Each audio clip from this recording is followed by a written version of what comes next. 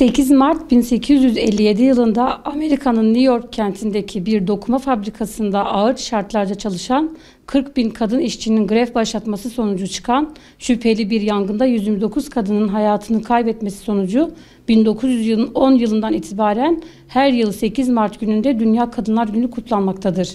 Türkiye'de ise ilk olarak 1921 yılında kutlanmaya başlanmıştır. Kadınları anma ve kutlama programları her ne kadar 1800'lü yılların sonlarına dayandırılıp bunun mimarları Avrupa ülkeleri olarak gösteriliyor olsa dahi aslında İslam peygamberi Resulullah Aleyhisselatü Vesselam 1400 yıl önce kadın hakları üzerinde durmuş ve Allah'ın izniyle kalıcı çözümler getirmiştir. Peygamber Efendimiz Aleyhisselatü Vesselam bir veda hutbesinde şöyle buyurmaktadır: Ey insanlar! Kadınların haklarını gözetmenizi ve bu hususta Allah'tan korkmanızı tavsiye ederim. Siz kadınları Allah'ın emaneti olarak aldınız. Onların namuslarını ve iffetlerini Allah'ın adına söz vererek aldınız. Sizin kadınlar üzerinde hakkınız ve onların da sizin üzerinizde hakları vardır.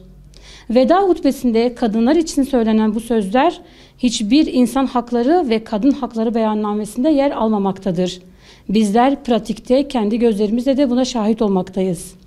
İslam öncesi cahiliye döneminde kadınların hiçbir değeri yoktu. Çeşitli gerekçelerle kız çocukları diri diri toprağa gömülür, kız çocuğu doğan evlerde yas ilan edilirdi. Yaşayan kız çocuklarının ise her türlü hakkı engellenmekteydi.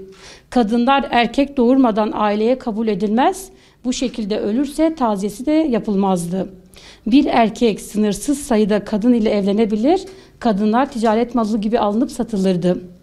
Kendini medeniyetin beşiği gören Batı'da 1900'lü yıllara kadar kadının insan olup olmadığı tartışmaları yapılıyordu. 100 yıl öncesine kadar kadınların ne seçme ne de seçilme hakları vardı. Aradan geçen bunca zamana rağmen ne yazık ki kadın hakları konusunda istenen düzeyde bir iyileşme gerçekleşmemiştir. Hala kadınlar sömürülmekte ve tarif edilmez şiddetlere maruz kalmaktadırlar. İslam, kadınların yerlerde sürünen haklarını onlara geri vermektedir. İslami davaya hizmet neticesi nice Haticeleri, Fatımaları, Sümeyyeleri onurlandırmış ve üstünlüğü takvaya bağlayarak kadınları yüksek makamlara çıkarmıştır. Yine Kur'an-ı Kerim'de bir süreye Meryem ismi verilerek onun şahsında tüm kadınlar onurlandırılmıştır. Bizler TESEP olarak Peygamber Efendimiz Aleyhisselatü Vesselam'ın cennet annelerin ayakları altındadır sözünün muhatabı olan tüm dünya kadınlarının 8 Mart Dünya Kadınlar Günü'nü kutluyor.